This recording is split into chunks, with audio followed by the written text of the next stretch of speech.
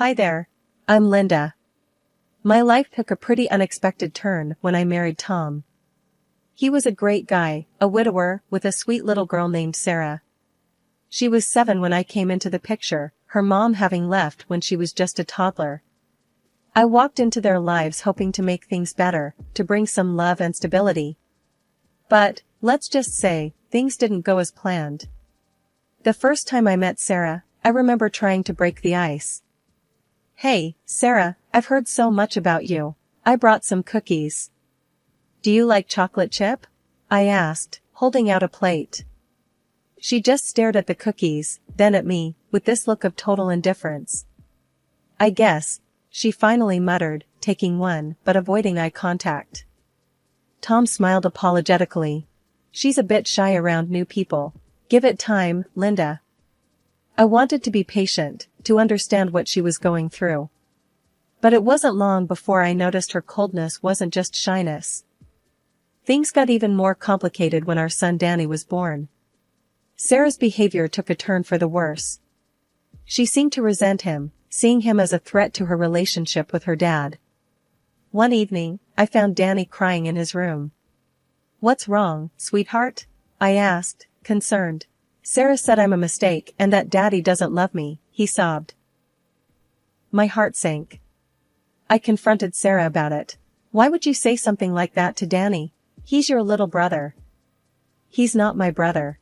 You're not my mom," she snapped back, her eyes defiant. Tom tried to mediate things, but it was like walking on eggshells.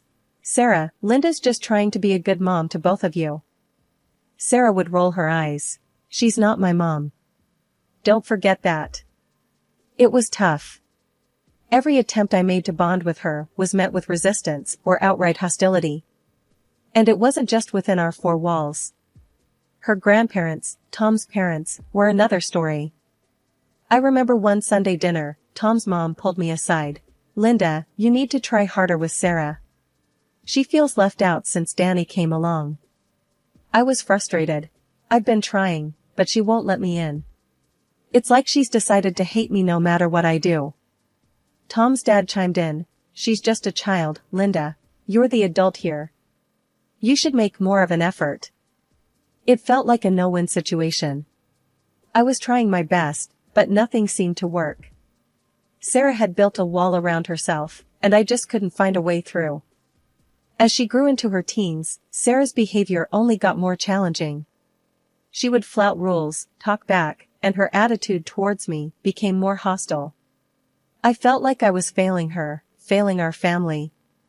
But I wasn't about to give up. I just hoped that someday, somehow, we'd find a way to come together as a real family. Sarah's teenage years were like navigating a minefield. Every conversation felt like a potential explosion. I remember one morning trying to talk to her about school. "Sarah, why weren't you in school yesterday?" I asked, trying to keep my voice calm. She just shrugged, pouring herself a bowl of cereal. "Didn't feel like going." "But your education is important," I persisted. "You can't just skip school whenever you want." Sarah rolled her eyes, a smirk playing on her lips. "What are you gonna do, ground me? You're not my mom." I felt a flash of frustration. "I'm not trying to replace your mom, Sarah. I just care about you." She scoffed, her voice dripping with sarcasm. "Yeah, right. You just want to make sure your perfect little family looks good." I was at a loss. How do you reach someone who's determined to keep you out? Tom, bless his heart, tried to bridge the gap between us. One evening, he sat down with Sarah, trying to have a heart-to-heart. "Sarah, Linda's just trying to help," he said gently. "She cares about you." Sarah's response was cold and bitter. "She's not my mom, Dad. Stop trying to make her into something she's not." Tom looked defeated, his usual optimism faltering. "I know she's not your mom, but she's part of our family now. We need to try to get along." Sarah just got up and left the room, her silence speaking volumes. Tom's parents were another hurdle. They seemed to believe that I could do no right by Sarah. During a family get-together, Tom's mom pulled me aside again. Linda, you need to be more understanding of Sarah's feelings, she said, her tone implying I was being heartless. I felt my patience wearing thin. I've tried, but she won't let me in. It's like she hates me. Tom's mom just shook her head. She's a sensitive girl. You need to try harder. It was like talking to a brick wall. No matter what I said, it seemed to fall on deaf ears. They had made up their minds about me, and nothing I could say or do would change that. The tension in our house was palpable. Danny, who was just a little boy, often got caught in the crossfire of Sarah's outbursts. He didn't understand why his sister was so hostile. "Why does Sarah hate us, Mom?" Danny asked one night, his little face scrunched up in confusion. I hugged him close, trying to shield him from the harsh reality. "She doesn't hate us, Danny. She's just going through a tough time." But even I wasn't convinced by my own words. Sarah's behavior was more than just teenage rebellion. It felt personal, targeted. And I couldn't help but feel responsible, like I was the catalyst for all this discord. I lay awake many nights, wondering where we had gone wrong. Was there something I could have done differently? Some way I could have reached out to her that I hadn't thought of? The questions haunted me, but answers were nowhere to be found. The day I got the call from the local police station about Sarah, my stepdaughter, felt like a punch in the gut. I was in the middle of a meeting when my phone vibrated relentlessly. Excusing myself, I stepped out to answer what I assumed was another of Sarah's school-related issues. "Mrs. Johnson, this is Officer Martinez. We've detained your stepdaughter, Sarah. She's involved in a vandalism incident." The officer's voice was firm, almost disapproving. "Vandalism? Are you sure we're talking about the same Sarah?" I stammered, my mind racing. "Yes, ma'am. Sarah Johnson, 15 years old. We need you to come and pick her up." I felt a mix of anger and embarrassment. "I'll be right there," I replied, feeling the eyes of my colleagues on me as I hurried out. At the station, Sarah was slouched in a chair, her arms crossed, an air of defiance about her. She looked up as I approached, her expression one of annoyance rather than remorse. "Sarah, what in the world were you thinking?" I asked, trying to keep my voice even. She rolled her eyes, her voice dripping with sarcasm. "Oh, relax, Linda. It's not like I killed someone. We just sprayed some paint. No big deal." I was aghast. "Not a big deal?" "Sarah, this is illegal. You could be in serious trouble." Sarah snorted, standing up. "Well, I'm not. Can we go now? This place is depressing." The car ride home was a tense silence.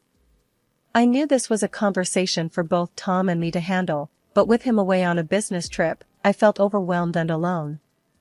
That evening, with Danny asleep, I made a call to Tom. "Tom, we have a serious problem with Sarah," I said, my voice shaky. "I know, Linda, the school has called me a few times already." "What's happened now?" Tom sounded tired. "She was detained by the police today, Tom. For vandalism?" I explained, the severity of the situation hanging heavily in the air. There was a pause on the other end. "Jesus, Linda. I don't even know what to say." "We need to get her help, Tom. Therapy, counseling, something. She's out of control," I urged, feeling desperate. Tom sighed, the sound heavy and defeated. "Okay, I'll be back in 2 days. We'll sort this out." I hung up, feeling a small sense of relief, but mostly dread for what was to come. When Tom finally sat down with Sarah to discuss therapy, it was like igniting a fuse. "I'm not going to any shrink," Sarah spat, her eyes blazing. "You can't make me." Tom, trying to remain calm, countered, "It's not about making you, Sarah. It's about helping you." Sarah laughed, a harsh, mocking sound. "Help me? Please. You just want to dump me on someone else, because you can't deal with me." Tom's patience was wearing thin. "That's not true, Sarah, and you know it. We're worried about you." She stood up abruptly, her chair scraping loudly against the floor. "Save it, Dad. I'm not your little project. I'm out of here." And with that, she stormed out, the door slamming shut behind her. The next thing we knew, she was at her grandparents', refusing to come home or even talk to us. Tom and I were left in a state of shock and helplessness. Our family felt like it was falling apart at the seams, and at the center of it all was Sarah, a teenage girl we just couldn't seem to reach no matter how hard we tried. Things hit rock bottom the day Sarah decided she'd had enough of our rules and bolted to her grandparents'. Tom and I were left in a state of shock and dismay, our family home feeling emptier than ever. Sitting in the living room, Tom kept glancing at his phone, the silence between us heavy and uncomfortable. I can't believe she'd just up and leave like that," he said, his voice a mix of frustration and disbelief. I exhaled deeply, feeling a storm of emotions brewing inside me. "Tom, she's out of control. We can't just let her walk all over us. It's not right." Tom's expression was one of defeat. "I know, Linda, I know. But what can we do? She's just not listening to us." Determined to get some answers, we decided to call Tom's parents. The conversation, however, quickly turned sour. "Mom, this is Tom. We need to talk about Sarah," Tom began, trying to keep his voice level. His mom was quick to defend Sarah. "Oh, Tom, she's just so distraught. She feels like Linda's pushing her away, trying to send her to a therapist like she's some sort of problem." I couldn't keep silent. "That's not it at all. She's been getting into trouble, and we're worried about her," I snapped back, my patience wearing thin. Tom's dad jumped in, his voice bristling with irritation. "Linda, you're just not understanding her. She's a delicate girl, and you've been too harsh." I felt my blood boil. Too harsh? She's been acting out, breaking laws. We're trying to do what's best for her. "Well, she's staying here now. We'll handle it our way," Tom's mom retorted, her tone dismissive. Tom and I exchanged a look of frustration and helplessness. "You're just going to let her skip school and hang out with God knows who?" Tom challenged, his voice rising. "She's just going through a phase. She'll settle down," his dad said nonchalantly, as if Sarah's behavior was no big deal. After the call, the sense of powerlessness was overwhelming. It was as if Sarah had everyone wrapped around her finger, and we were the villains for trying to impose some boundaries. In the following days, Sarah's absence cast a shadow over our home. Her room, untouched and gathering dust, was a constant reminder of the rift in our family. We sent money to Tom's parents for Sarah's expenses, but it felt like throwing money into a bottomless pit. There was no improvement, no change, just silent acceptance of her rebellion. One evening, as I tucked our son Danny into bed, his little face clouded with confusion. "Mom, why did Sarah leave? Doesn't she like us anymore?" I stroked his hair gently, fighting back my own emotions. "Danny, it's complicated. Sarah's dealing with a lot right now. But we love her, and we're here for her whenever she's ready." Walking out of Danny's room, the weight of our family situation hit me full force. We were a family torn apart, not by distance, but by defiance and misunderstanding. And at the heart of it all was Sarah, a girl I had hoped to embrace as my daughter, now a stranger living under another roof. For years, our house had been calm, almost too calm, without Sarah's tumultuous presence. Then, out of the blue, she showed up at our doorstep, her announcement as unexpected as her visit. Tom and I were in the kitchen when she walked in, a confident, almost brash look on her face. "Hey," she said casually, as if she hadn't been away for years. "Sarah, what are you doing here?" Tom asked, surprise written all over his face. "I've got news. I'm getting married," she declared, a smug smile playing on her lips. Tom and I exchanged glances, a mixture of shock and cautious optimism in our eyes. "That's great, Sarah. Congratulations," I managed to say, though a part of me remained wary. "Yeah, thanks. But here's the thing," Sarah continued, getting straight to the point. I need money for the wedding. Tom's expression hardened slightly. Money? Sarah, you haven't been home in years, and now you show up asking for money? Sarah rolled her eyes. Come on, Dad. It's not like you can't afford it. And it's not like I'm asking for much. I could feel the tension in the room escalating. Sarah, it's not just about the money. You can't just walk back into our lives and expect us to. Look, Linda. Sarah cut me off, her tone dismissive. I'm not asking for your opinion. I'm asking Dad for a favor. The audacity of her request left me stunned. Sarah, we're a family. We make these decisions together, I said firmly. Sarah scoffed. Please, you're not my family. You're just the woman my dad married. Tom intervened, trying to keep the peace. Sarah, that's enough. Linda's right. We're a family, and we make decisions together. She looked at Tom, her expression softening slightly. Dad, please. It's my wedding. I just want it to be perfect. Tom sighed, running a hand through his hair. We'll think about it, Sarah. But you can't just expect us to hand over the money without some discussion. Sarah's demeanor shifted then, as if realizing her approach wasn't working. I know. I'm sorry. I really want this to be special. After she left, Tom and I had a long talk. Maybe this is a chance for us to mend things, I suggested, hopeful yet cautious. Tom nodded slowly. Maybe. But we're not just writing her a blank check. We need to be involved in the planning, make sure the money is used appropriately. I agreed. Despite Sarah's brashness, this could be our opportunity to bridge the gap that had grown between us. Maybe, just maybe, we could turn a new page with her.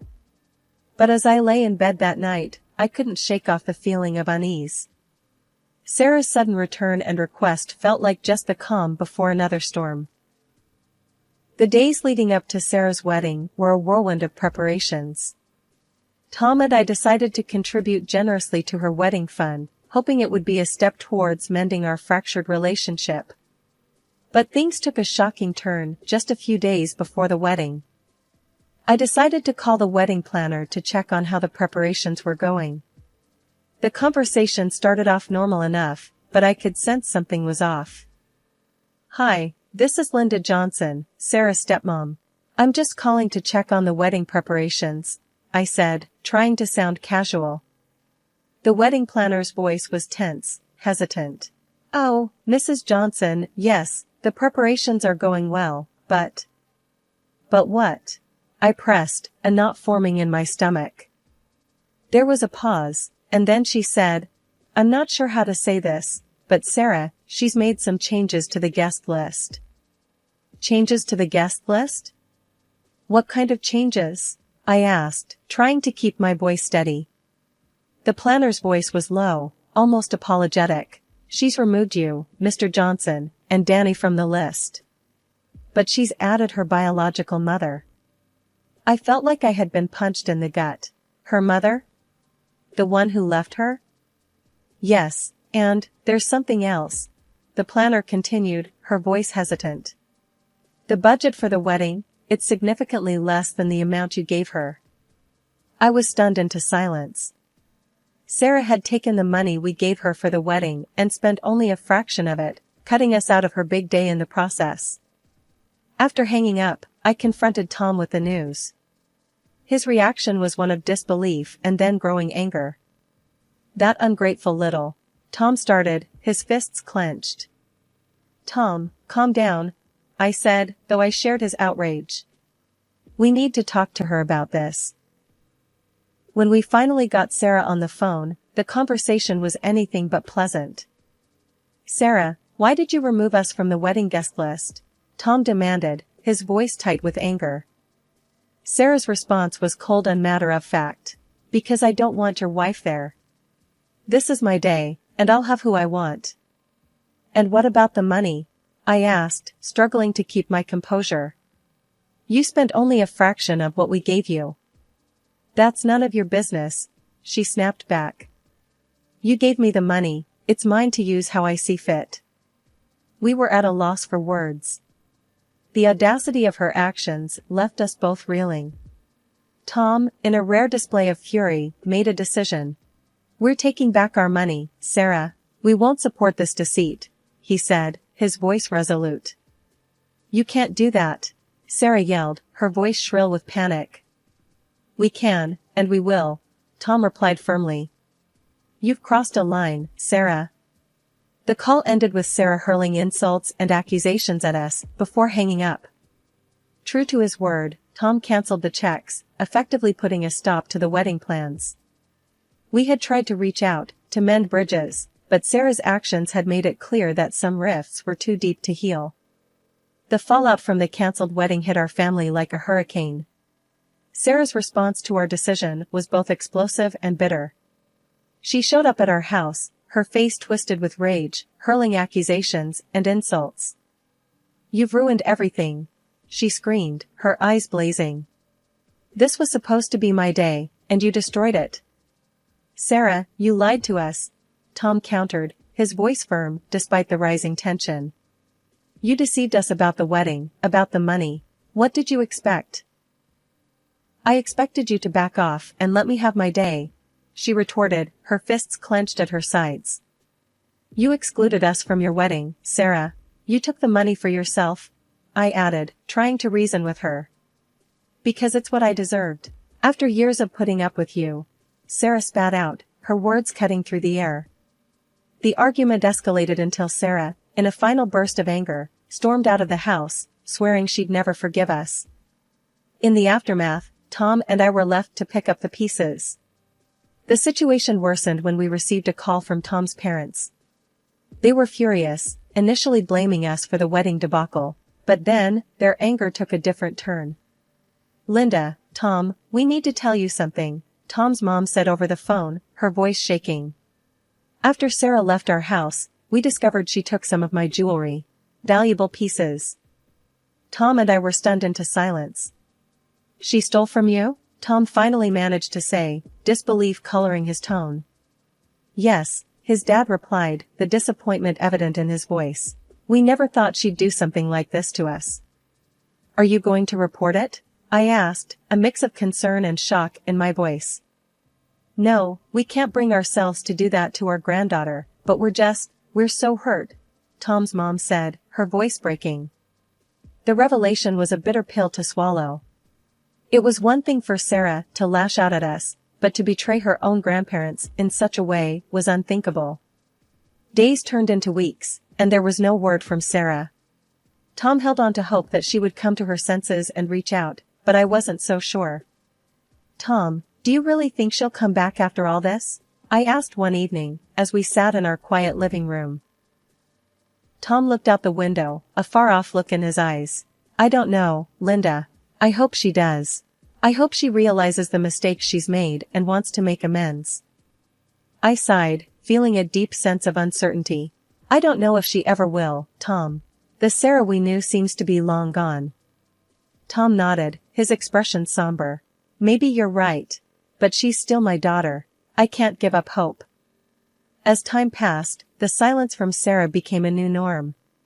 We heard nothing about her whereabouts or well-being. Tom's parents, too, were left in the dark, their feelings of betrayal mingling with worry for their granddaughter. In our home, life went on. Danny grew older, and we focused our energy on him, ensuring he felt loved and secure. But the shadow of Sarah's actions lingered, a reminder of the broken bridges and unhealed wounds in our family. I often found myself wondering about Sarah, about where she was and what she was doing. My feelings were a complex mix of anger, disappointment, and a faint glimmer of concern. Tom remained hopeful, but deep down, I doubted if Sarah would ever return to us, if she would ever seek the help she so desperately needed.